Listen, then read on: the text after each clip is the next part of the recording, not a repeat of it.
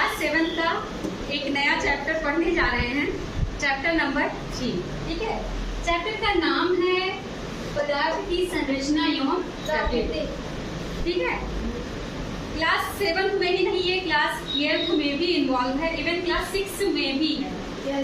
तो हम लोग यहाँ बात करेंगे पदार्थ की प्रकृति के बारे में। किसके बारे में बात करेंगे? पदार्थ के प्रकृति के बारे में। अगर हम बात करें पदार्थों के प्रकृति की, पदार्थ के प्रकृति की, तो पदार्थ का प्रकृति जो है उसका कुछ खट्टा होगा, कुछ मीठा होगा, कुछ नमकीन होगा।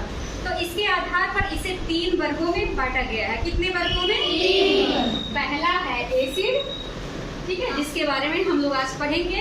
दूसरा बेस होता है और तीसरा सॉल्ट होता है। कौन कौन से? Acid, base, salt. क्लियर? आइए अब हम लोग बात करेंगे किसके बारे में? एसिड के बारे में। एसिड को हिंदी में क्या बोलेंगे? अम्ल। एसिड शब्द की उत्पत्ति जो है वो लैटिन भाषा के एसियर वर्ड से हुई। एसियर का मतलब होता है खट्टा। क्या होता है? खट्टा।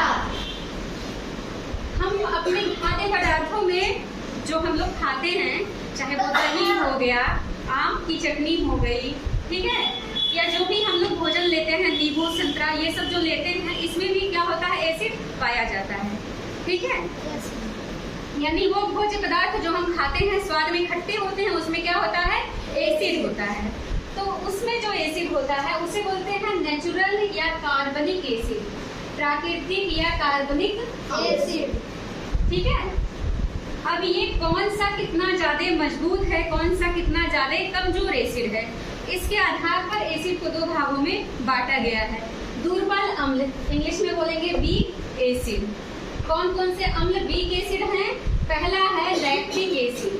ठीक है, लैक्टिक एसिड किसमें पाया जाता है? दही में। दूसरा है सिट्रिक एसिड। सिट्रिक एसिड किसमें पाया जाएगा? अगला है एसिडिक एसिड। एसिडिक एसिड सिरके में पाया जाएगा। ठीक है, नेक्स्ट है टार्टेरिक एसिड। टार्टेरिक एसिड इमली और कच्चे आम में पाया जाएगा। इतना समझ में आया? ये सब कौन से हैं, कैसे एसिड हैं? दुर्बल अम्ल यानी कि वीक एसिड है। अब हम बात कर ले स्ट्रॉन्ग एसिड की। ठीक है, स्ट्रॉन्ग एसिड जो होते हैं वो कौन कौन से होते हैं? HCl। यहाँ देखिए, HCl को बोलेंगे हाइड्रोक्लोरिक एसिड। ये हम लोगों के डाइजेस्टिव सिस्टम में सिक्रेट होता है, भोजन के पाचन में इसका बहुत ही महत्वपूर्ण रोल है। अगला है नाइट्रिक एसिड, इसका सूत्र है HNO3। अगला है सल्फ्यूरिक एसिड, इसका सूत्र है H2SO4। ये तीनों कैसे एसिड हैं? Strong acid. कैसे एसिड हैं? Strong acid. इतना समझ में आया? चलिए अब हम लोग फिर एसिड में पानी की मात्रा कम है या ज्यादा, इसके आधार पर एसिड को 2 भागों में फिर से बांटा गया है। उसमें से पहला जो होगा वो होगा डाइल्यूट एसिड। डाइल्यूट को हिंदी में बोलेंगे तनु। क्या बोलेंगे? तनु। यानी तनु अम्ल जो होंगे, डाइल्यूट एसिड जो होंगे, उसमें वाटर की मात्रा एसिड की तुलना में बहुत ज्यादा होगी, यानी उसमें पानी ज्यादा होगा, एसिड कम होगा। दूसरा जो है वो है कंसंट्रेट एसिड। कंसंट्रेट को हिंदी में बोलेंगे शांत एसिड, मतलब अम्ल। शांत अम्ल जो होगा उसमें एसिड की मात्रा ज्यादा होगी और वाटर की मात्रा कम होगी। ठीक है, ये था आपका एसिड। फिर हम लोग एक और इंटरेस्टिंग चीज देखेंगे। अभी हम लोग बहुत सारे लोग ड्रिंक बनाना मूवीज और उसमें देखते हैं। हमारे साइंस के प्रैक्टिकल में भी ये चीजें हैं।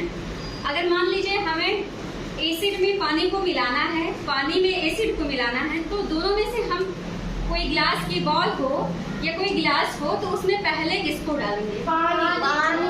देखिए ना, पहले मान लिया एक ऐसा बीकर है जिसमें एसिड है, दूसरा ऐसा है जिसमें क्या है? जल है। ठीक है, और एक तीसरा खाली बीकर है। इन दोनों को मिलाना है तो इसमें हम पहले डालेंगे जल। किसको डालेंगे? जल को। उसके बाद किसको डालेंगे? एसिड को। अगर हम जल को पहले ना डाल के इसमें पहले एसिड उसके बाद जल को डालेंगे तो उससे हमें जलने का रिस्क रहता है। क्या होता है? जलने का रिस्क। इसीलिए हमेशा जब भी हम लोग एसिड और पानी को मिलाएंगे तो ध्यान रखेंगे नए पात्र में जिसमें हम दोनों को मिला रहे हैं उसमें पहले हम क्या डालेंगे, जल डालेंगे, उसके बाद क्या डालेंगे, कितना क्लियर हुआ? अब हम लोग बैग तो बना लेंगे ना, कोई दिक्कत किसी को? समझ में आ गया? कितने लोगों को? सिरके में कौन सी एसिड होती है? सिरके में कौन सी एसिड? Acetic acid. चलो, सिरका बहुत खाते हैं ना हम लोग। Okay, thank you.